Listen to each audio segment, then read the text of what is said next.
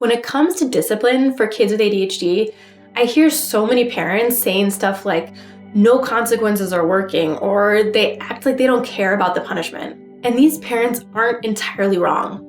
Punishments for kids with ADHD often don't help, and more importantly, they can take a toll on the relationship between parents and kids. So what do you do when a child with ADHD does something they shouldn't, or that's really not okay? Well, let's talk about what works better than punishment for a child with ADHD. Before we jump in though, in previous videos, I've talked about some of the essential ideas that make the biggest difference for raising kids with ADHD, and they also apply to discipline. So check out this video's description for those links because these ideas also play a role when teaching kids what's acceptable behavior and what's not. And this is key to remember. Discipline is really about how we're teaching our kids what to do and what not to do. This is especially true when it comes to kids with ADHD because ADHD itself really isn't a behavior problem to fix or manage. As we understand it right now, it's a difference in brain wiring, a neurodevelopmental and biological difference. Kids are not acting out or misbehaving on purpose, so correcting their behavior with punishment isn't going to reduce the behavior. Punishment ends up making them feel guilty for things they couldn't control in the first place or that they genuinely have a harder time controlling. And that guilt often just turns into more emotional outbursts and problem behaviors. So let's look at a couple of examples of punishable problems that are common for kids with ADHD, and then some alternatives to the typical punishments like taking something away, telling them to stop, or just sending them to their room.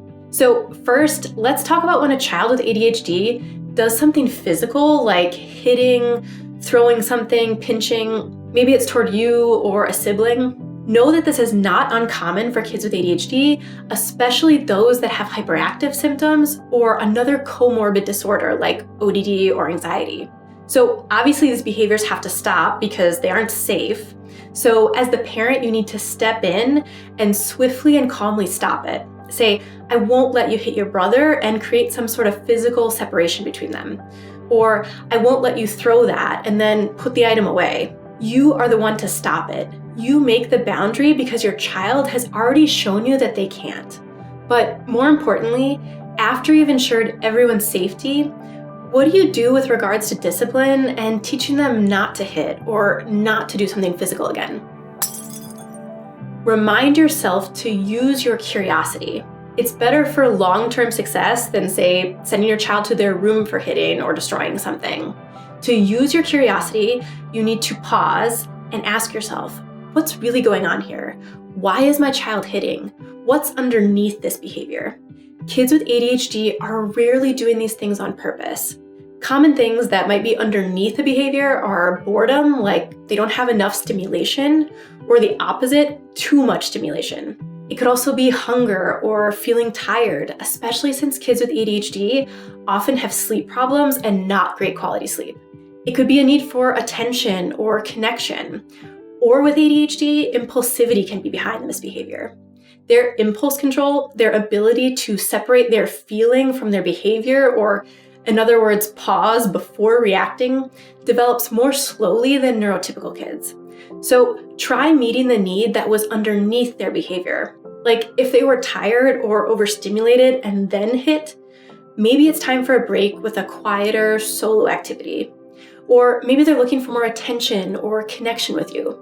Say your guess of their need out loud and help them figure out a better way to get that need met. So you've stopped them from continuing the physical behavior, you got curious about why the behavior happened, and you've started modeling problem solving by showing or telling them other ways to get that need met, like taking a break to play alone for a bit, for example. And this actually leads me to the next piece of this approach to discipline for kids with ADHD.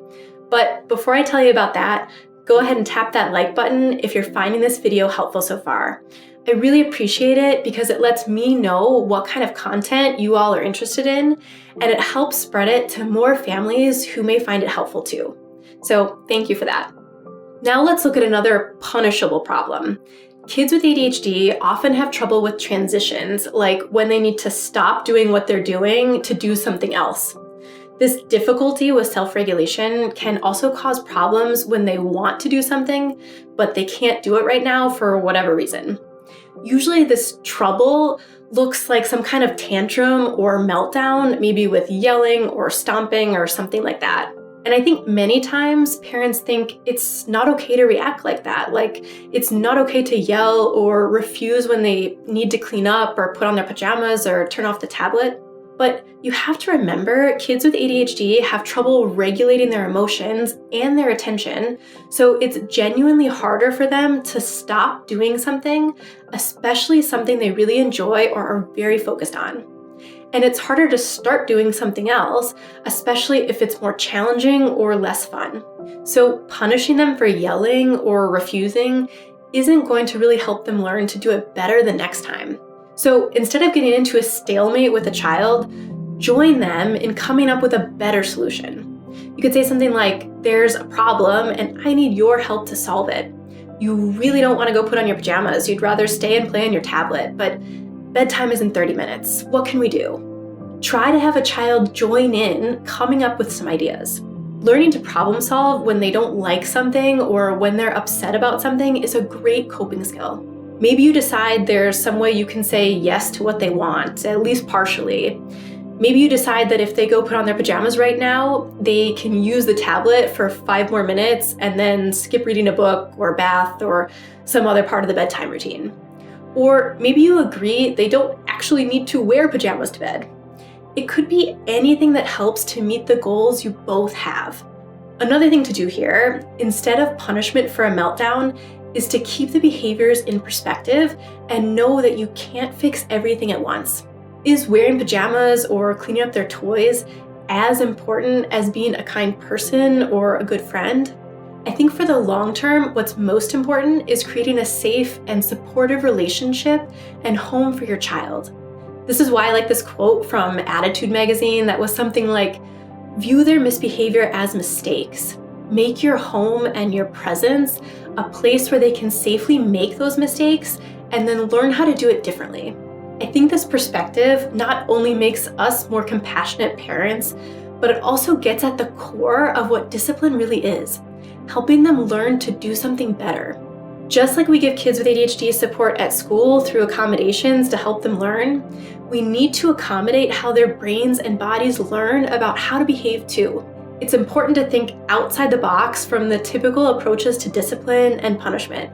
So use your curiosity, join them in problem solving, and let the less important stuff go.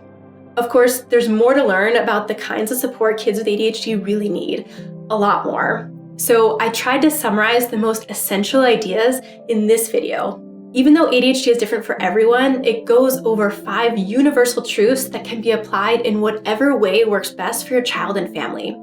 It'll give you perspective on how to have a close relationship with your child, even when things are hard and frustrating. So go watch that next, and remember to put your relationship first.